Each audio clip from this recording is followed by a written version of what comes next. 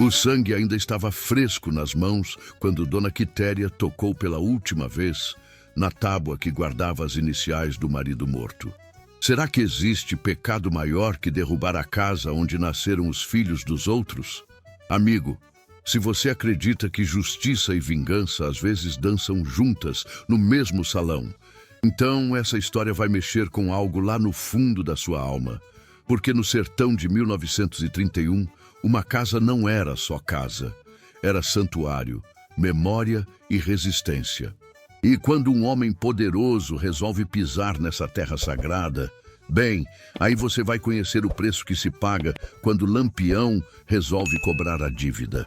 A poeira ainda dançava no ar quando Dona Quitéria se ergueu dos escombros da sua casa de taipa, segurando a única tábua que sobrou inteira.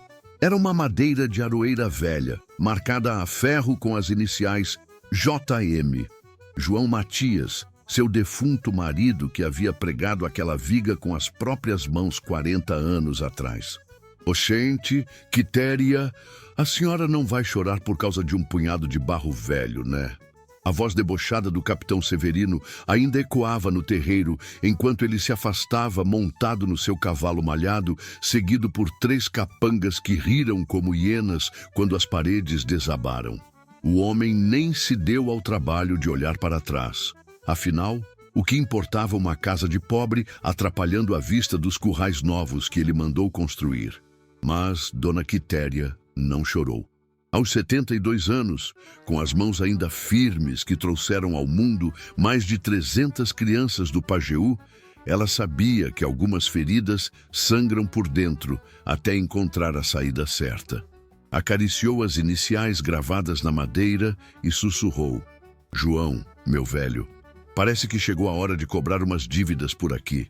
O compadre Zé Pequeno, que vinha chegando da feira com o jumento carregado de rapadura, quase deixou cair a carga quando viu o estrago.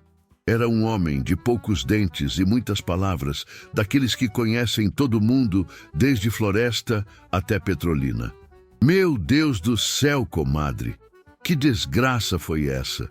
Foi o capitão que resolveu fazer limpeza no terreno dele, respondeu Quitéria, a voz firme como raiz de mandacaru.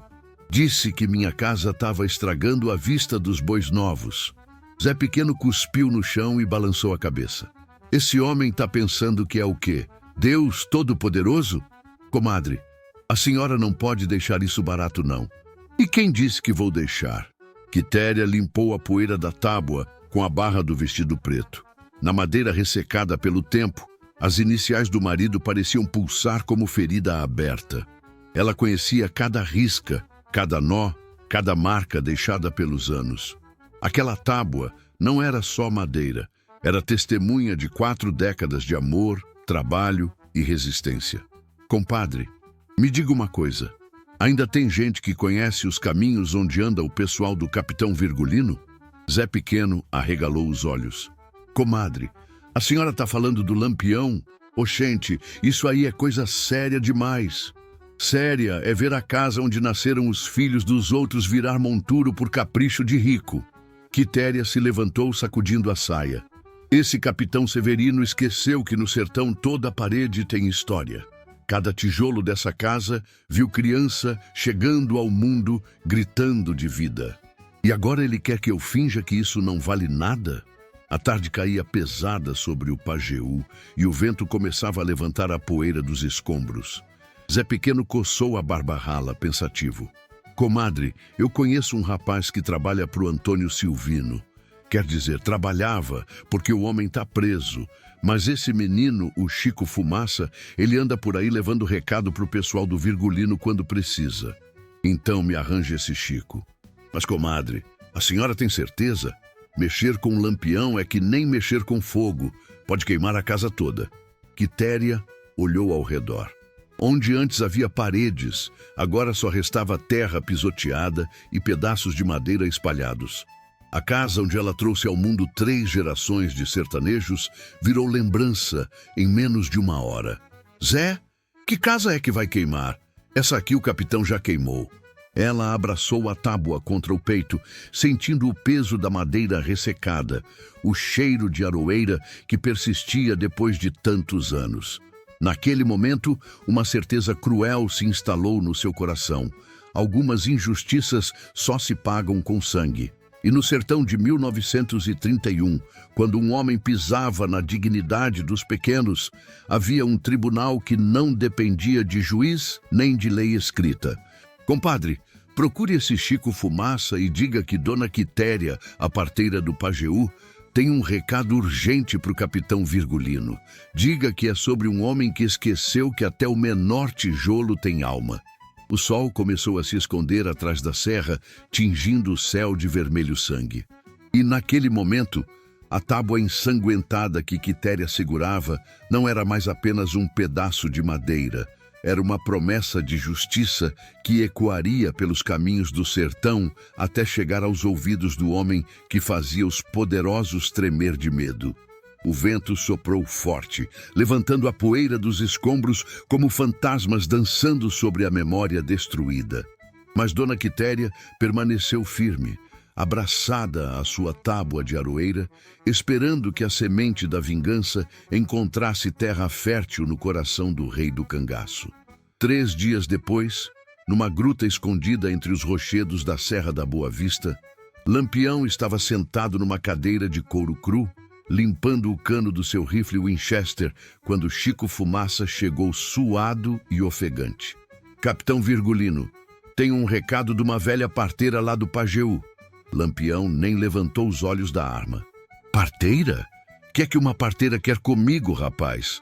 É que, bem, o negócio é meio delicado, meu capitão. Foi então que Maria Bonita, que estava remendando uma camisa de couro ao lado, ergueu a cabeça. Deixa o menino falar, Virgulino. Quando mulher manda recado para homem, é porque a coisa tá feia. Chico Fumaça tirou o chapéu, engoliu seco e contou toda a história. A casa derrubada, Dona Quitéria sentada nos escombros, a tábua com as iniciais do marido morto, o desprezo do capitão Severino. Lampião parou de limpar o rifle. Seus olhos azuis, que tanto fascínio causavam nas mulheres e tanto medo nos inimigos, ficaram duros como pedra de rio. Repetir aí o nome desse cabra. Capitão Severino, meu patrão, dizem que é dono de léguas de terra por aqueles lados.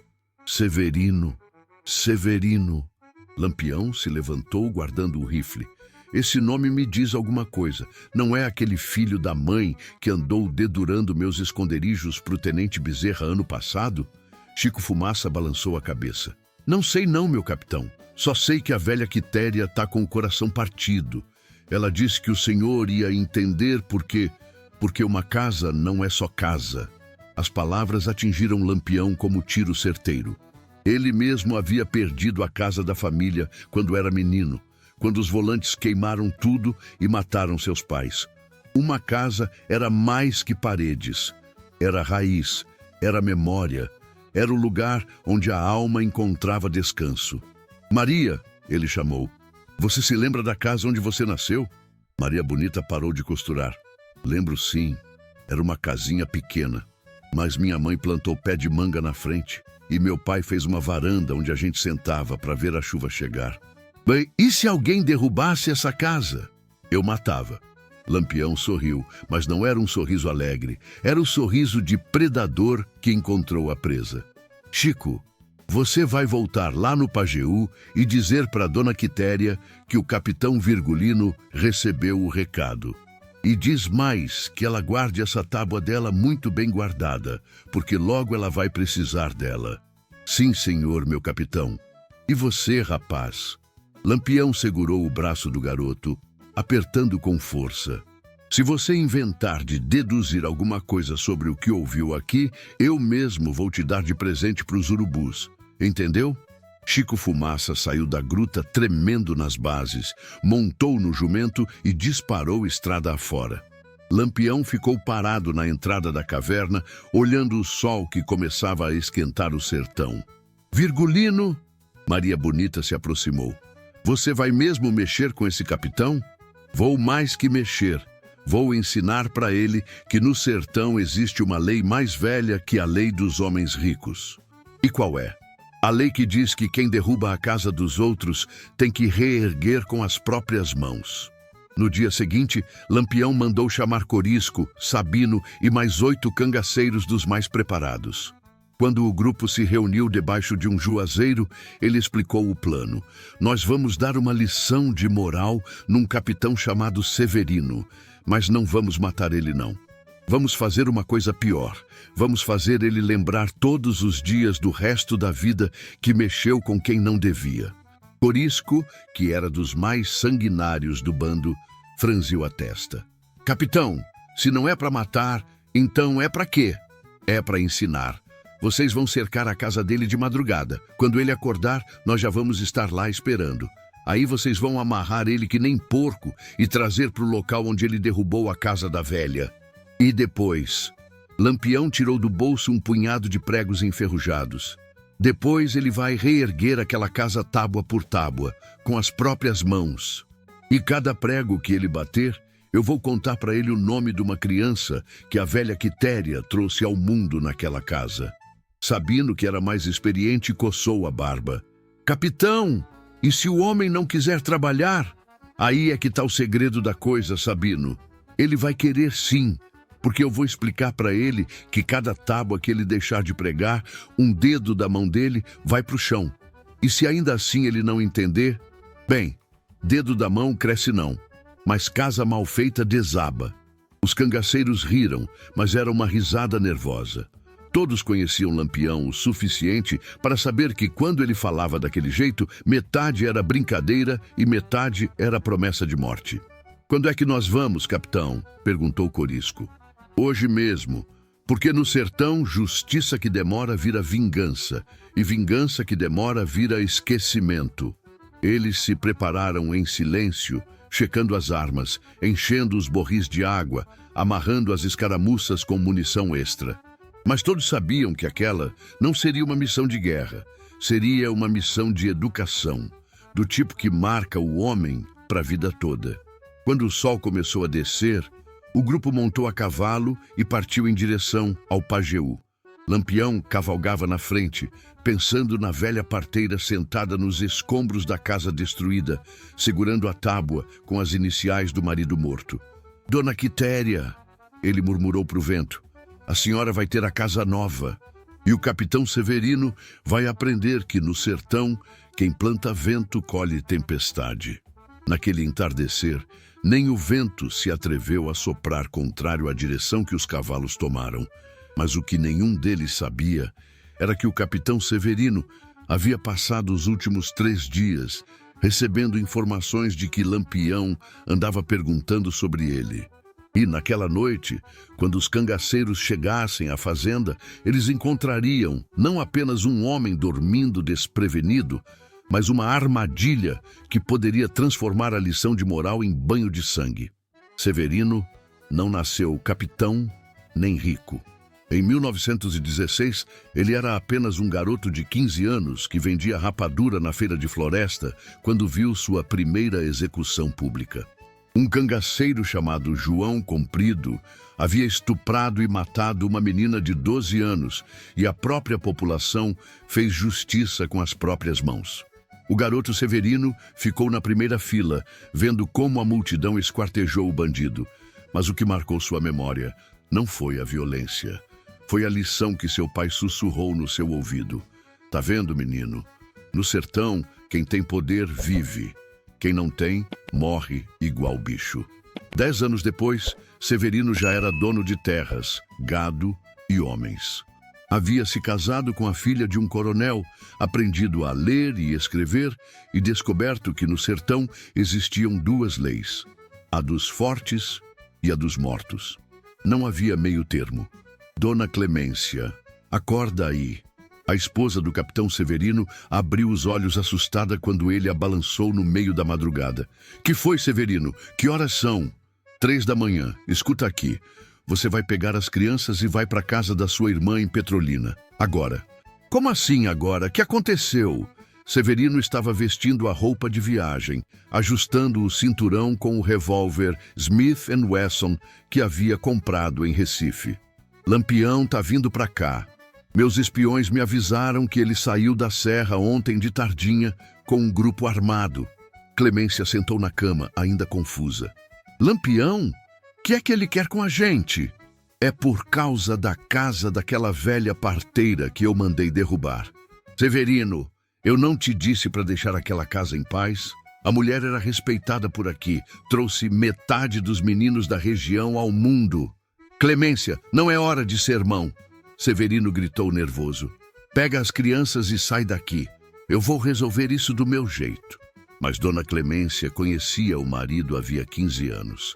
Sabia quando ele estava com medo de verdade. Severino, me diz uma coisa. Você tem certeza de que pode enfrentar Lampião? Severino parou de se arrumar e olhou para a esposa. Por um momento, seu rosto cruel ficou quase humano. Clemência, eu vou te contar uma coisa que nunca contei para ninguém. Quando eu era menino, vi meu pai ser humilhado por um homem rico na frente de todo mundo. Ele baixou a cabeça e pediu desculpa por uma coisa que não tinha feito. Naquele dia, eu jurei que nunca ia baixar a cabeça para ninguém. E o que isso tem a ver com a casa da Dona Quitéria?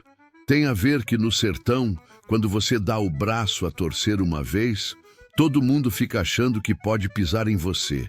Se eu deixar Lampião me humilhar por causa de uma casa velha, amanhã qualquer cabra vai achar que pode me desafiar. Clemência se levantou e abraçou o marido. Severino, orgulho é uma coisa, suicídio é outra. Eu não vou morrer, mulher. Já mandei avisar o tenente Bezerra que Lampião está na região. Os volantes devem chegar aqui antes do meio-dia. E se não chegarem? Severino não respondeu. Apenas beijou a testa da esposa e sussurrou. Se alguma coisa acontecer comigo, você casa de novo e dá uma vida boa para os meninos, mas não deixa ninguém dizer que eu morri como covarde. Quando o sol nasceu, Lampião e seus homens já estavam esperando no terreiro onde antes ficava a casa de Dona Quitéria. O rei do cangaço estava sentado numa pedra grande, limpando as unhas com a ponta da faca, quando avistou a poeira levantada pelos cavalos que se aproximavam. Lá vem ele, anunciou Corisco. Mas quando o grupo se aproximou, todos ficaram surpresos. O capitão Severino não vinha amarrado e cercado por cangaceiros. Vinha cavalgando sozinho, ereto na sela, com as mãos livres e o revólver no coldre. Lampião se levantou devagar. Ué, onde estão meus homens que foram buscar você? Severino desmontou a 10 metros de distância, tirou o chapéu e fez uma reverência irônica. Seus homens tiveram um problema, capitão Virgulino. Parece que encontraram uma patrulha de volantes no caminho. Como assim encontraram? Assim, eu sabia que vocês iam tentar me pegar dormindo. Então avisei o tenente Bezerra que havia movimento de cangaceiros na região. Seus homens devem estar mortos ou presos a essa hora. Um silêncio pesado caiu sobre o terreiro. Lampião olhou para os cangaceiros que restaram, apenas 5, contando com ele, e depois para Severino, que estava claramente armado e preparado para o confronto. Interessante, Lampião disse, sorrindo. Você é mais esperto do que eu pensei. Esperto o suficiente para saber que você não veio aqui para me matar, capitão. Veio para me humilhar. Então vamos deixar isso claro de uma vez. Você pode me matar, mas me humilhar, nunca. Foi então que Dona Quitéria apareceu. A velha parteira havia passado a noite toda esperando, sentada numa pedra, ao lado dos escombros da casa, segurando a tábua com as iniciais do marido morto. Capitão Virgulino, ela disse, se levantando devagar. Esse homem tem razão numa coisa. Não é humilhação que ele merece, é justiça. Lampião olhou para a velha, depois para Severino, depois para a tábua ensanguentada que ela segurava contra o peito. E naquele momento, todos ali presentes perceberam que a história não terminaria como nenhum deles havia planejado. Dona Quitéria, Lampião perguntou, o que é que a senhora acha que seria justiça? A velha parteira olhou direto nos olhos de Severino. Eu acho que justiça seria ele entender o que significa perder a única coisa que a gente tem no mundo. E naquele instante, segurando a tábua manchada de sangue, Dona Quitéria revelou o segredo que mudaria tudo. Capitão, esse homem tem 2 fazendas, 1000 cabeças de gado e uma família que ele ama. Mas eu só tinha uma casa. Uma casa onde trouxe 300 crianças ao mundo. Inclusive, ela parou olhando direto para Severino. Inclusive, os 2 filhos dele. O silêncio que se seguiu foi tão profundo que parecia que o próprio sertão havia parado de respirar. Severino ficou lívido, como se tivesse levado um tiro no peito. Os meus filhos? Dona Quitéria assentiu devagar. Clemencinha e Severino filho. Ambos nasceram naquela casa que você derrubou. Clemencinha nasceu numa noite de temporal, em 1923. Você estava desesperado porque a parteira da cidade não conseguia chegar por causa da chuva.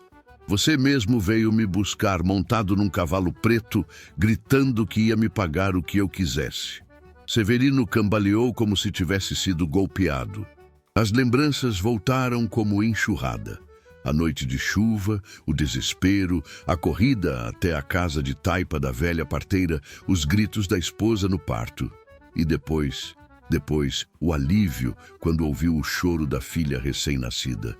E o menino, Dona Quitéria continuou, nasceu 2 anos depois, também naquela casa. Parto difícil, cordão enrolado no pescoço. Se não fosse pela experiência que eu ganhei naquelas paredes de taipa, seu filho tinha morrido. Lampião, que havia presenciado muitas cenas de violência e desespero, nunca tinha visto um homem se desmontar daquele jeito.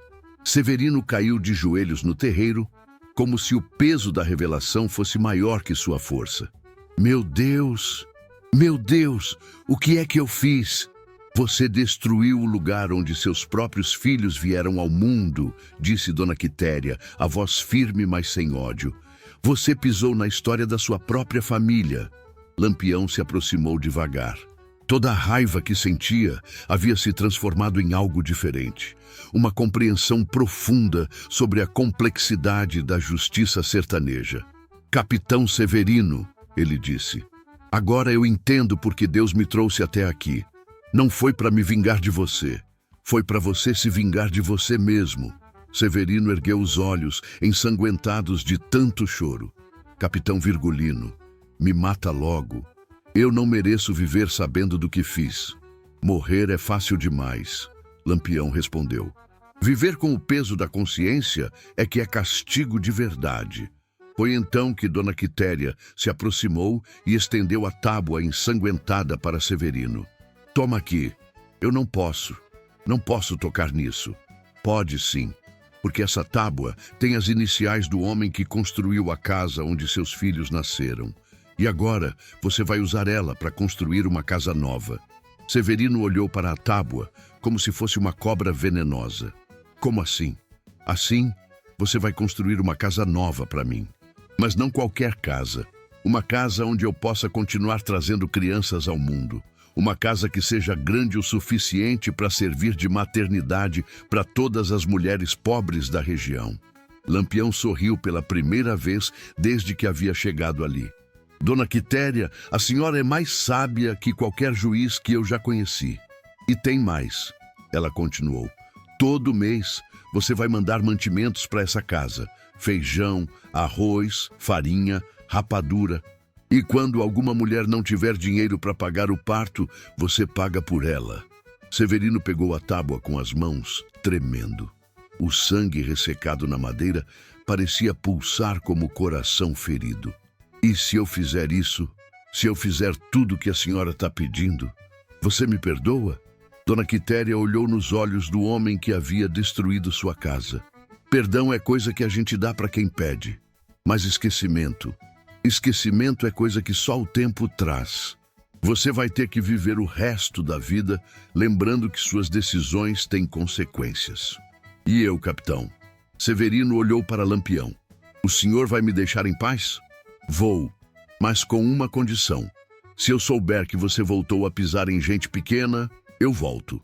E da próxima vez, não vai ser para conversar. 6 meses depois, naquele entardecer dourado do sertão, nem o vento se atreveu a soprar contrário à paz que havia se instalado no terreiro. A casa nova estava pronta. Não era mais uma casa de taipa simples. Era uma construção grande, com paredes de tijolo, janelas de vidro e um telhado de telha francesa. Na entrada, uma placa pintada à mão dizia: Maternidade Dona Quitéria, casa onde toda a vida é bem-vinda. Severino havia cumprido cada palavra do acordo.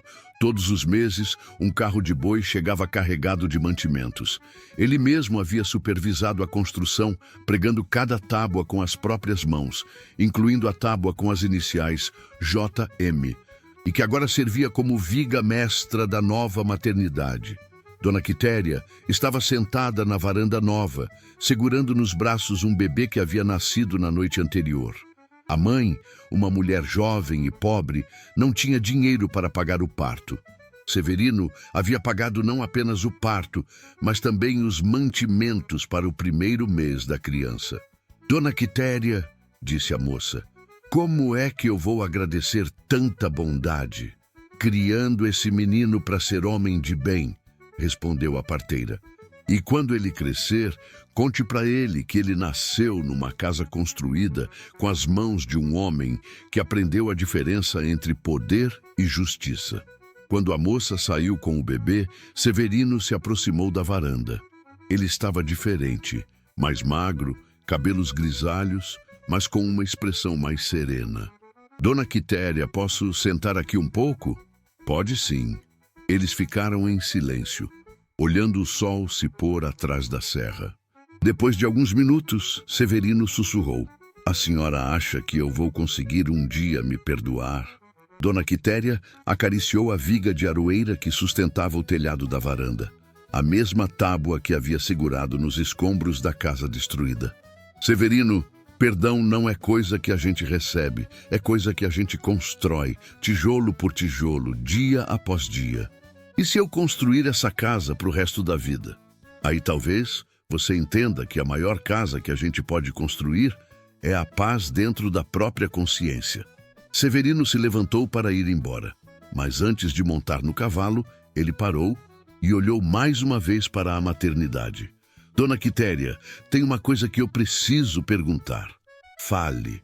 Por que a senhora não pediu para o Lampião me matar? Seria mais fácil. A velha parteira sorriu, tocando novamente na viga de aroeira.